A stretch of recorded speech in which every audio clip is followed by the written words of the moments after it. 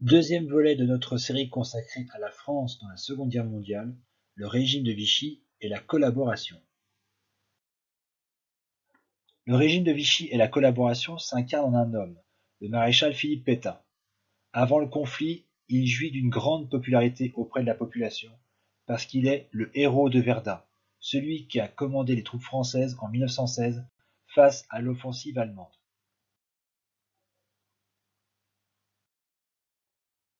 En mai 1940, à la suite de l'invasion du territoire par les troupes allemandes, Pétain est nommé au gouvernement.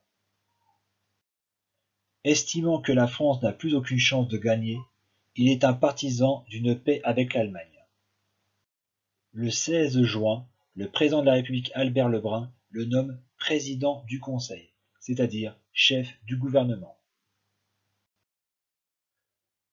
Pétain va alors diriger la France alors qu'il a 84 ans. Le 17 juin, dans un discours à la radio, le maréchal Pétain explique aux Français que le gouvernement a demandé à l'Allemagne l'arrêt des combats et la signature d'un armistice. Vous pourrez écouter ce discours dans une autre vidéo que vous trouverez également sur ma chaîne.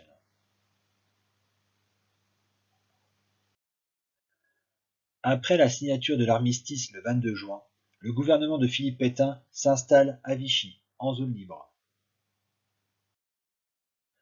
Le 10 juillet, les parlementaires encore présents sur le territoire français sont convoqués par Pétain à Vichy pour voter les actes constitutionnels.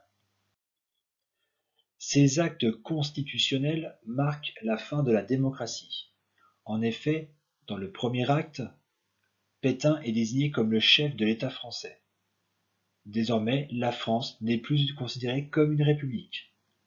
Dans le second acte, ce chef de l'État français, Pétain, possède désormais tous les pouvoirs. Et dans le troisième acte, c'est tout simplement la fin du Parlement, puisque les deux chambres ne sont plus réunies. On peut véritablement parler du début d'une dictature. Le régime de Vichy est un régime réactionnaire, c'est-à-dire qu'il estime que la France doit se développer sur des bases dites traditionnelles. Pour Philippe Pétain, la République et la démocratie ont affaibli la France. Il faut donc un régime fort basé sur une nouvelle devise: travail, famille, patrie. Cette politique de transformation de la France s'appellera la Révolution nationale. Cette politique de révolution nationale est diffusée grâce à une intense propagande.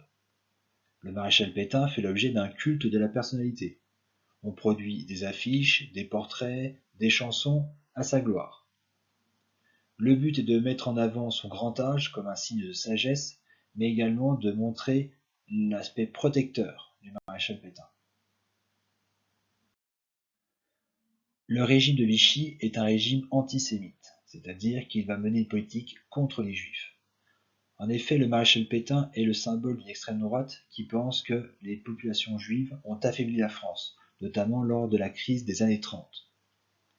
En octobre 1940 est institué le premier statut des Juifs, dans lequel on va définir ce qu'on appelle un juif en France, puis on va interdire toute une série de métiers aux populations juives. En fait, des métiers avec une certaine influence, comme membre du gouvernement ou encore professeur. Deuxième aspect de ce régime de Vichy, la collaboration avec l'Allemagne.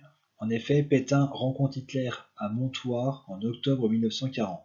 Le but est de mettre officiellement en place une collaboration entre les deux États.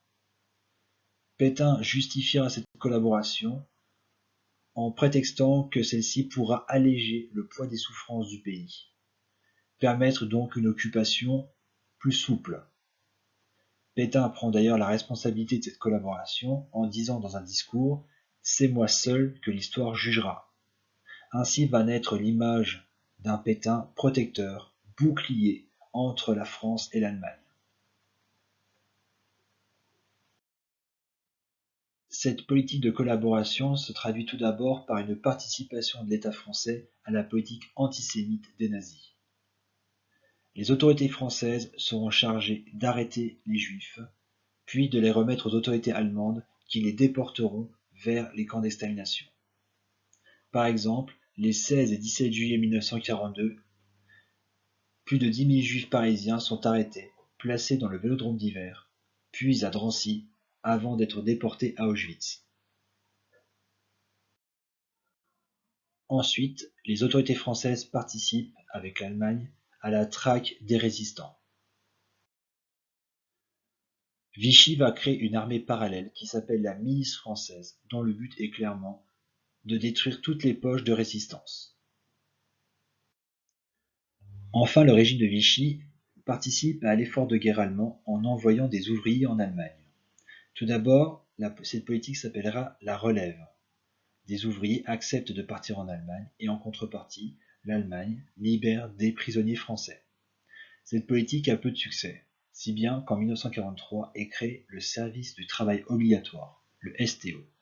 Désormais, les jeunes Français sont obligés de partir travailler en Allemagne. Pour terminer, rappelons quelques grands repères. 16 juin 1940, Pétain devient président du Conseil, c'est-à-dire chef du gouvernement. Le 17 juin, lors d'un discours radiodiffusé, il appelle à l'arrêt des combats. En juillet est créé l'État français, qui met fin à la Troisième République. En octobre, Pétain rencontre Hitler à Montoire, c'est le début de la collaboration. En juillet 1942 a lieu la rafle du Veldiv, et en 1943 est créé le STO, le service du travail obligatoire. Dans la dernière vidéo consacrée à la France dans la Seconde Guerre mondiale, nous parlerons de De Gaulle et des résistances.